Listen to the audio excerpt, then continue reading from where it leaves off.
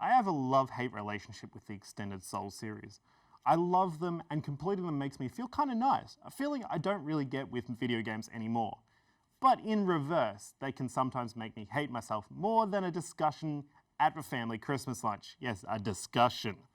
With the rise of the Souls series brought a lot of other companies trying to make clones of the games with their own twists, but a fair amount of them couldn't recapture what made the Souls games great, their gameplay refinement and a sense of fulfillment after completing it, with maybe Neo being the closest.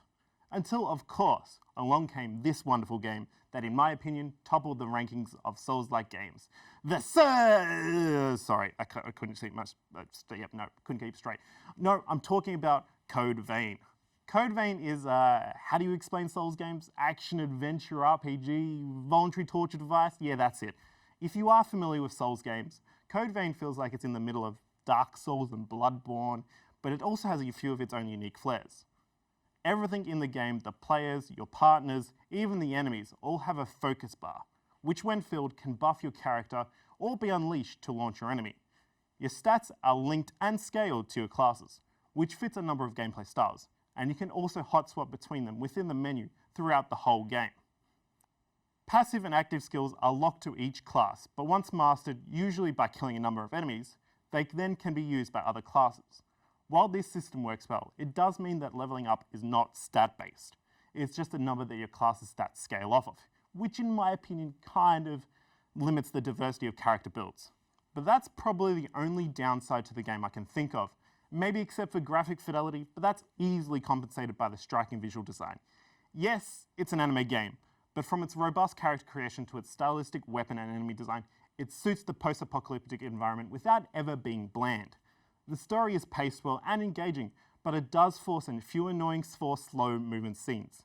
Most of these are optional, although they can unlock useful skills so there is a substantial gameplay reward, in addition to also simply just growing the depth of character storylines.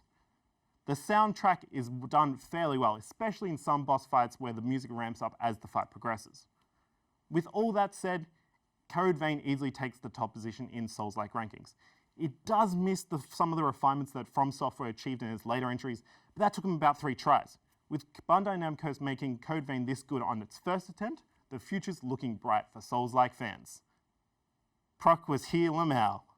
So I guess the one thing that you learned from that review is that you never put your scripts into a writer's room to let everyone have their input, because that's how you get Proc was here, Lamau as the last line of a review. Yeah, is that the lesson that you learned from that? No, everything gets better by peer review, right? The closings of scripts. This isn't a journal on, the nocturnal musings of the Australian brushtail possum. Most of my reviews are, okay, I'm sorry. Okay. Well, no, that's how they've about the Australian brushtail possum. Shane reviews the Australian brushtail. Yeah, and then brushtails are shit, ringies are better. Is that the review? Because fuck brushtails, mate. They're so annoying. It doesn't matter. About Code Vein, the video game. So I guess the question becomes, you obviously have a little bit of you obviously enjoyed your time playing it, but I mean, it is technically a Soulsy kind of game. It's all about the boss fights, let's be real. That's the genre in a sense that it's Souls-like is about the bosses, and that's the one thing they do really nail down well. A lot of the other games that have had that title Souls-like, I think a lot of the things they miss is just that refinement on either boss fights, or just the almost experience you have during boss fights and difficulty when learning the boss fight, making sure you know what attack's coming next or how you actually react to each attack. This game does that really, really well, and you do feel that kind of feel of success after actually killing a hard boss. Yeah. Well, and again, because that is a lot of the reward. I mean, people will go on about, how did you defeat this boss? I remember the old Soul, even when it was kind of still a fresh meme, people were like, oh, how did you beat such and such and such? I don't know the names because I don't pay attention or care. You know what I mean? But so it's good to see that is what they picked up. But I guess the thing that kind of stood out to me, obviously, we've seen lots of the character customization, like the Marge Simpsons and Out of This World and all. And so that's fine, and that brings a lot of people in. But I guess the other thing that might appeal specifically is the fact that it's co-op. So Souls games have been very much based around co-op as well. You can always bring in your friends and stuff, but you usually have to have either humanity or it's some other kind of requirement to actually bring in co-op players. This basically you just call them in. It's pretty much almost drop in and drop out kind of co-op.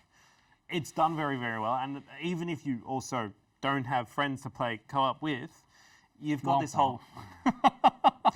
Anyway, you have this whole partner system where you're playing with NPCs. That's true. Yeah, I have seen that. Yeah. So is this it's almost a difficulty system in the sense that if you do want to go into the game and play it in like hard mode, almost in a sense, you take away all your partners. You say like, I'm not going to bring you to the battle, whatever, and you don't bring in your actual friends because you maybe not have any actual friends, and then you're actually playing a Souls game. It's single tier.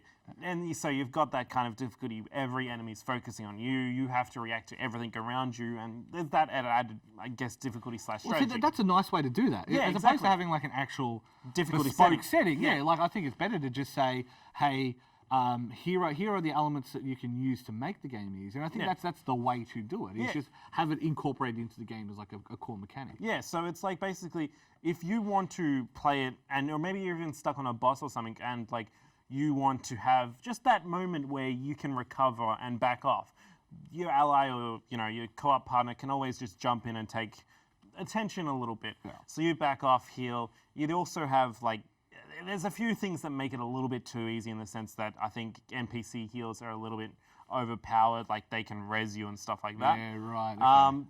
So that kind of stuff can break the game in a sense, but that's basically the difficulty setting. If you don't want to play with that, you don't have to play with that. Yeah, nice. Yeah, no, I mean, I like that. I guess the one last thing is like, obviously we've played up the kind of the Soulsborne-y side of it, right? But it seems a little bit borderline action RPG as well. I don't know, like just from watching people play. Again, I'm only going off watching people stream and stuff. Yeah, so it kind of hits that middle ground where it's Souls game, or like Souls-based game, as well as the kind of almost looking like an action RPG.